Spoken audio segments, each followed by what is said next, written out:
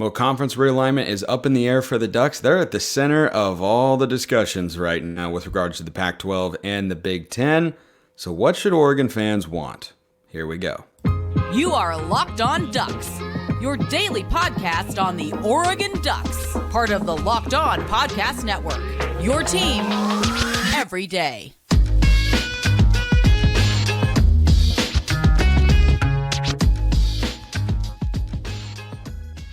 Yes, it is that time once again for Locked On Ducks. I'm your host, Spencer McLaughlin. Thank you so much for making this your first listen or your first view of the day. Part of the Locked On Podcast Network, your team every day and your number one source to stay up to date with the Ducks, who are currently in the pack as I record this show, but we'll just have to wait and see.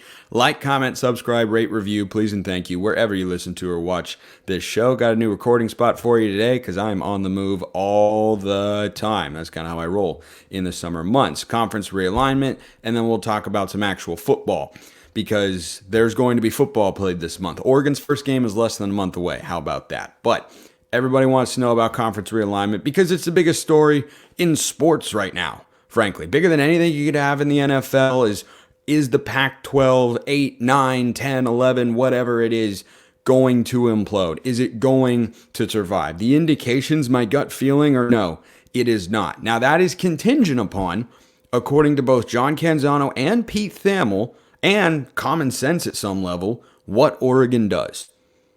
Thamel and Canzano have both indicated that, according to what they've heard, Washington's going to do whatever Oregon does. And there is reportedly from Ross Dellinger of Sports Illustrated, or I think of Yahoo Sports now, but credible guy, longtime college football reporter, you probably know the name. Reportedly, the Big Ten is offering between $35 and $40 million as a media rights share to Oregon and Washington to go join the Big Ten. For a lot of us, that's going to be good enough. Now, the question is, what should we actually want? Think big picture. Step back here for a moment and ask yourself, what do you want from Oregon football? When you turn on the Duck game every Saturday in the fall, those 12, 13, 14, God willing, 15 glorious Saturdays we'll see this fall, what do you want week in and week out? First of all, I want to be able to watch the games. Second of all, I want Oregon to have a chance to succeed. Third of all, I want them to be relevant. And fourth of all, I want the games to be entertaining. So you can justify pretty readily that Oregon can get that in a variety of conferences. But what about Apple? Look, the Pac-12 President CEO group is reportedly meeting today as this show airs. Don't know what the outcome of that is going to be. There are expected to be in attendance members whose conference affiliation is up in the air.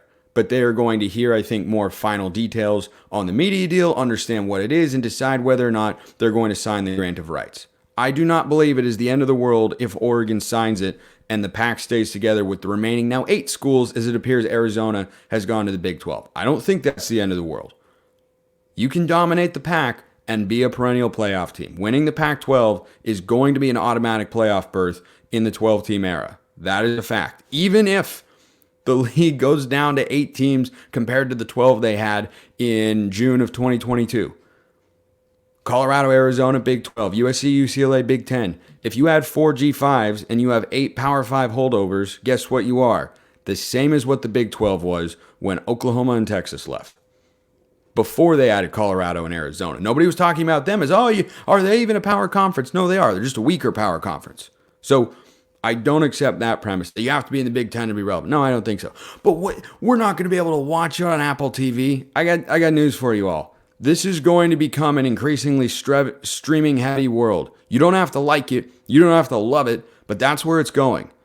I already have Apple TV because I watched Ted Lasso. I really don't mind finding the Pac-12 network. The Apple TV component would be better than the Pac-12 network and not as good as linear television.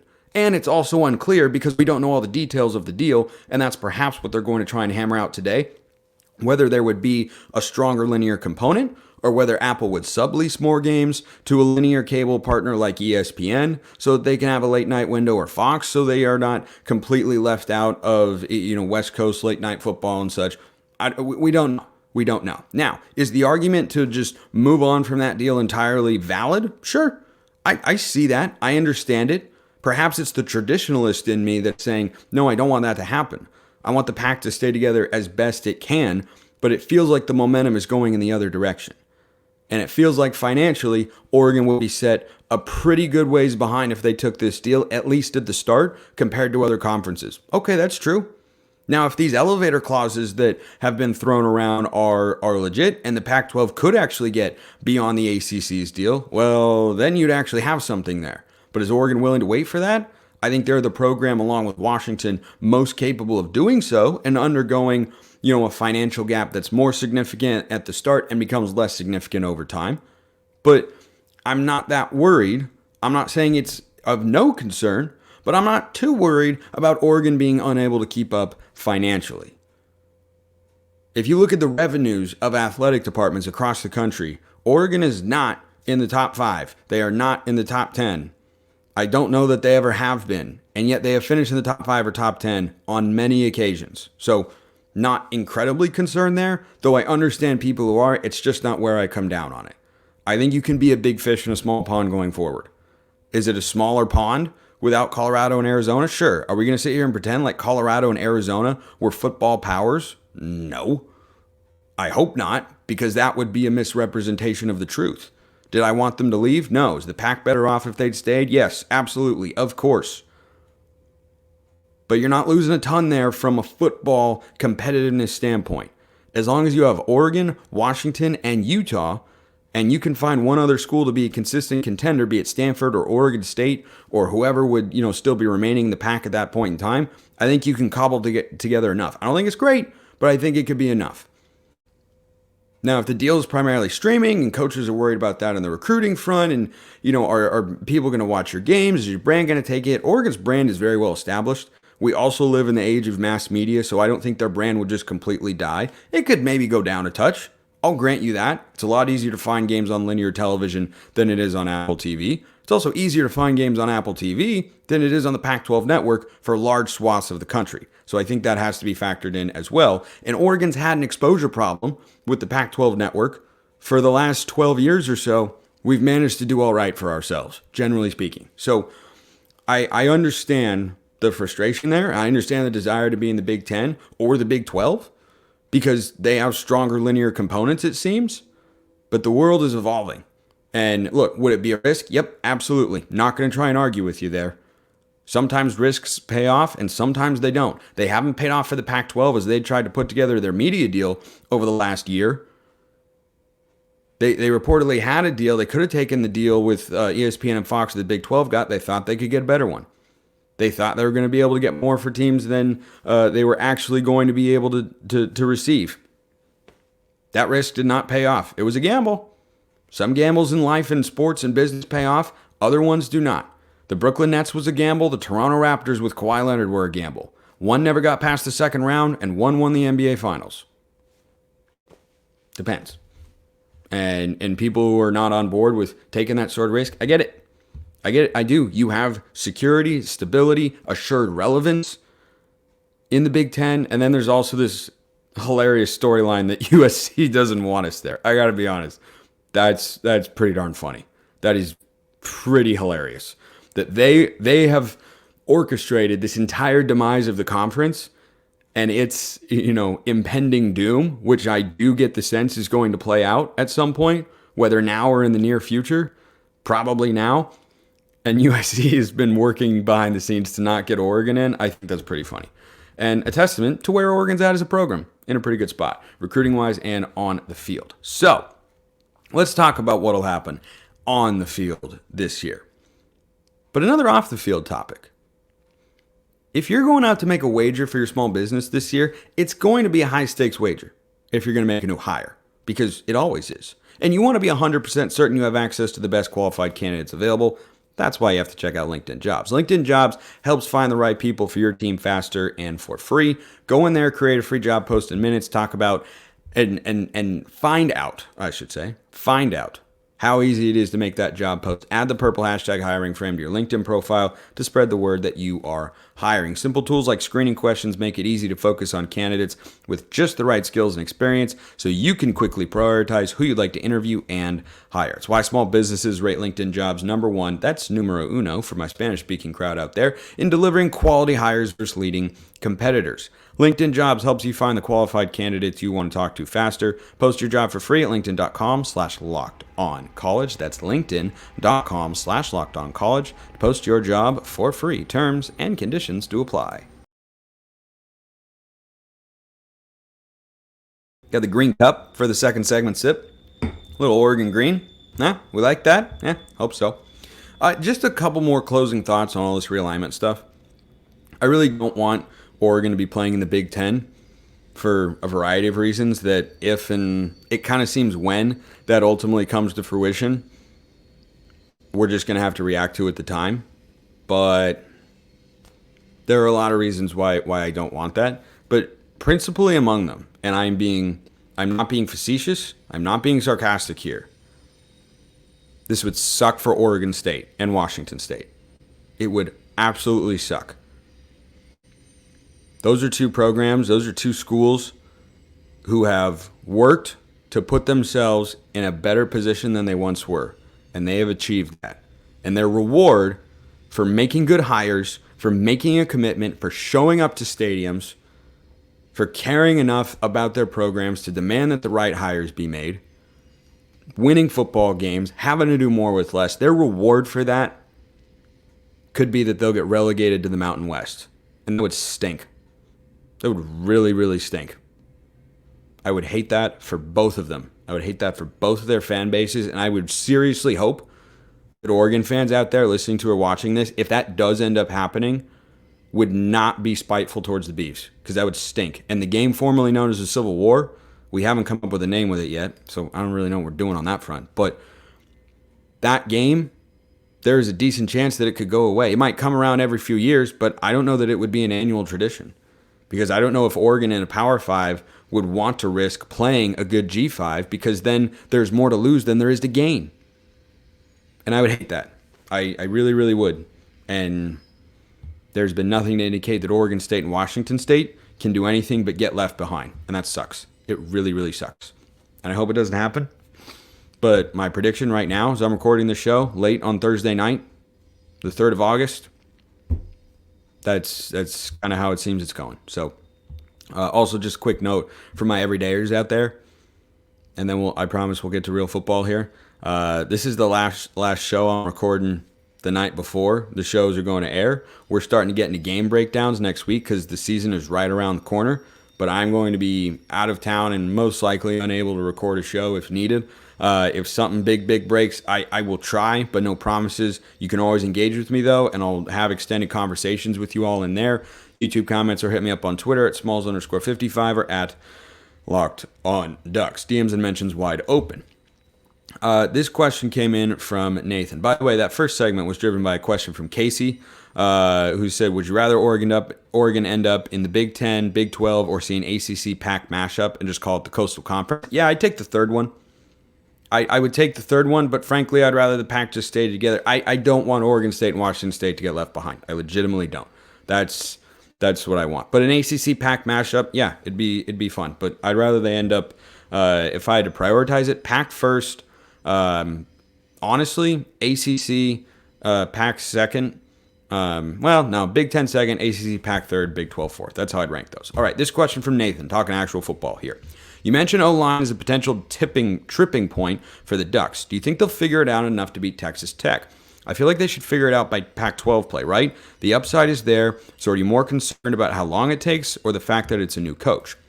I think it's just how long it takes. You have talented guys in there. You do have some experience, which is crucial, right? Marcus Harper, Jackson Powers-Johnson, Stephen Jones, those guys are not brand new to Oregon's offensive line. Even, Josh Connerly, but he won't have played as much as he's probably going to this season. So those three guys, though, have all started and played regularly and had starter snaps over the course of their Oregon career so far. That makes me feel better, but you're still incorporating two new starting tackles and a new starting center in the guy who's most likely going to be Jackson Powers Johnson.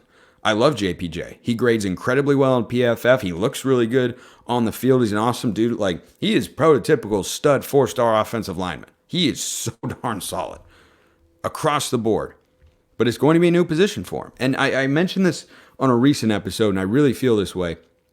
It is massive for the offensive line, perhaps more than anybody else, that we played Portland State before we played Texas Tech. I would feel even better if we went Portland State, then Hawaii, then Texas Tech, and we got 2 games to work out the kinks and whatnot, but at least we'll have one. At least we'll have the opportunity to figure out how things gel, to understand the rotations, to get guys back into the groove, to get guys in a groove together. Now, I expect still the offensive line will be a better unit by the time we get late in the year and go down to Arizona State than when we go play Texas Tech. It's why the defense is going to have to travel. It's why Bo Nix is going to have to play well in that game. You can expect the offensive line to be good given their talent, but I don't think you can look at them and say, oh, they should be every bit as good as last year. That's not a reasonable expectation. So let's not, set the bar too high for what we should expect from that unit there. But having the first game is huge.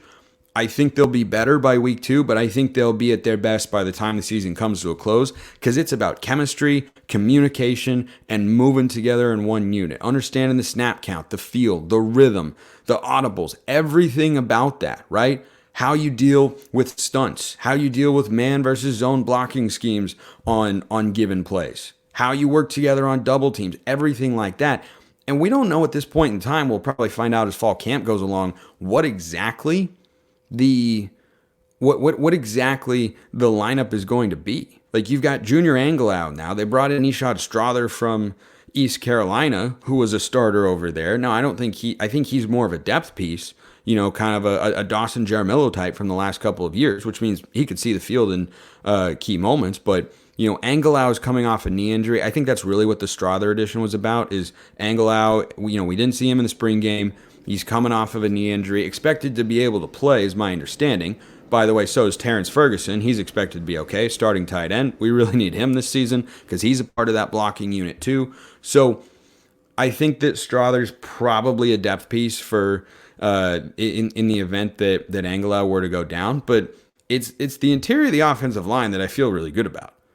I think you have the most bodies there and the most experience there. You got Marcus Harper. You got Jackson Powers Johnson. You got Stephen Jones. Then you bring in Junior Angelau. You add Strother into the mix, who I'm fairly certain is an interior offensive lineman. And then at tackle, you've got a Johnny Cornelius. George Silva might be a depth piece at tackle, a 4-star junior college transfer. And then you probably have Josh Connerly starting at left tackle. So I think that's a fascinating position group, truly. It's one of the ones I'm least sure about. Like, I can tell you right now, what's the tight end order? I know Terrence Ferguson's number 1, Patrick Herbert's number 2. Everybody else is fighting for number 3. Caden Ludwig, Kenyon Sadiq, the true freshman, and then Casey Kelly, the transfer from Ole Miss. All those guys, that's going to be your bunch that are fighting for the number 3 tight end spot. And we see the number 3 tight end, or the number 3 running back position. I would think it's Jordan James. Dante Dowdell looked really good in the spring game. I love his upside. I could definitely see that. Number 1 receiver, we know it's Troy Franklin. Number 2, I feel pretty confident saying it's Trayshawn Holden.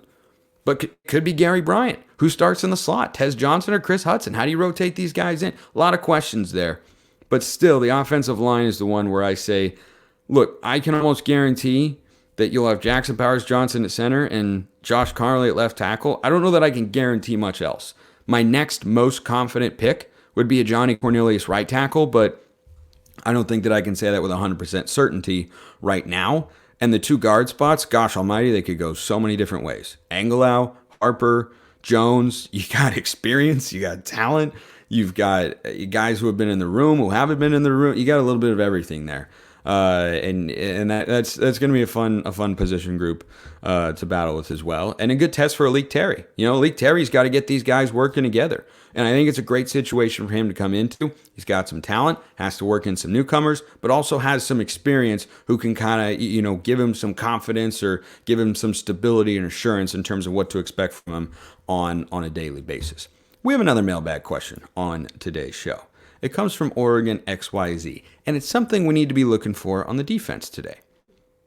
If you're looking for parts for your car, you've got to be checking out eBay Motors, though. Because for a championship team, it's all about making sure every player is a perfect fit. It's the same when it comes to your vehicle. Every part needs to fit just right. So the next time you need parts and accessories, head to eBay Motors. With eBay Guaranteed Fit, you can be sure every part you need fits right the first time around. Just add your ride to my garage, look for the green check to know the part will fit, or your money back. Because just like in sports, confidence is the name of the game when you shop on eBay Motors. With over 122 million parts to choose from, you'll be back in the game in no time. After all, it's easy to bring home a win when the right parts are guaranteed. Get the right parts, the right fit, and the right prices on eBay Motors. Guaranteed fit only available to U.S. customers. Eligible items only. Exclusions apply. Right parts, right fit, and the right prices on ebaymotors.com. Let's ride eBay.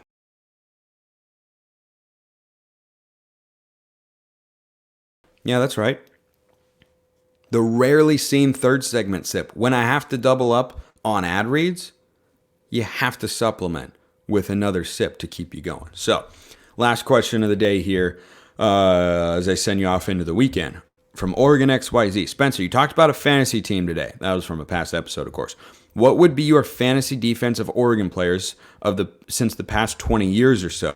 You can include recruits not playing yet, and you can pick any defensive scheme you want. So, before I answer this question, as kind of like the fun question for today's show, this is a great way to measure how good Oregon's defense can be. Is how many of these sorts of guys would you want to have on a team like this, or would be in consideration for that?